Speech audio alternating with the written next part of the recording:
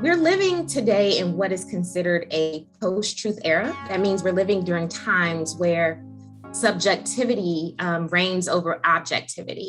Any information that we receive in this post-truth era, it goes hand in hand with understanding that what we see impacts our beliefs and then impacts our actions. In this episode, we're tackling misinformation, why it's so common, how to identify it, and what to do when you come across it.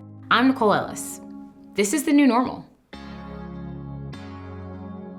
Misinformation refers to content that's false, but that wasn't necessarily created with the intention of harming a group of people or a country or an organization. We are constantly looking around for cues that things are true and false in situations where we're unsure, right?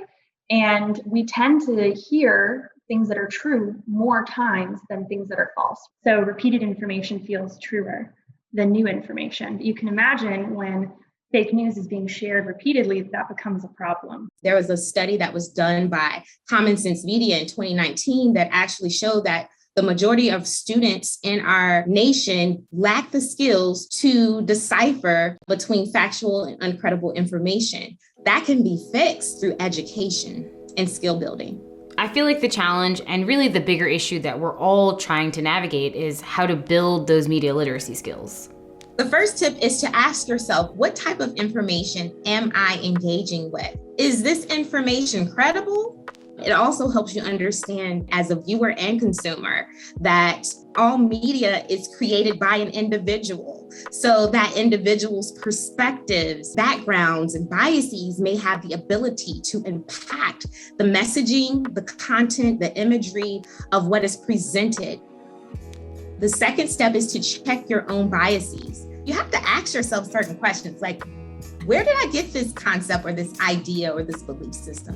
Where did it come from? Is it something that I read? Was it something that was taught to me? Is it based off of my religious beliefs? When you understand how your beliefs have framed your approach or the lens in which you see the world, you will then understand how that lens can either be foggy or clear when you engage with media or news.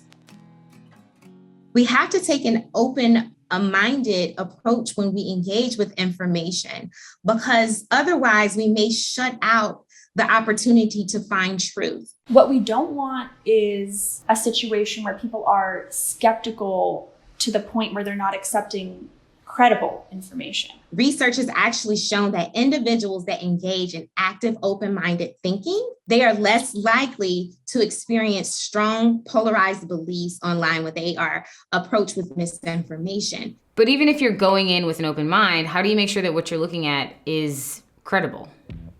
So there's different ways you can do that, either by fact checking, but then there's also this skill called lateral reading. Lateral reading is when you take different windows in your screen or on your phone and you look at the different sources and the different articles about that topic and what is being said, to look at it from different perspectives and find that kernel of truth. You know, as journalists, it's our jobs to be looking at multiple sources, but for everyday people, they just may not have the time. So I'm curious to hear, what's the next best option? Focusing on things like whether the site is credible and follows standard journalistic practices. You'd be surprised, 59% of links on Twitter aren't even clicked on before they're shared. And so those are missed opportunities to notice that a website is really shoddy and shady looking. Often these fake news sites, if you actually went to the site, it would be really obvious that this is not a credible news source. If you see someone that has actually posted misinformation online, send them a DM and let them know that, hey, that information is actually misinformation, and provide a link. Do not blast anyone online in front of people, but educate others. Misinformation has so many dire consequences, from the reemergence of diseases that were thought to be eradicated to harming the environment, literal violence, political violence. So to the extent that we can each play our part and be more mindful of what we're liking and sharing, we should do that. We're going to keep covering topics like this, so stay tuned. For more stories like this one, find us at thelily.com and washingtonpost.com.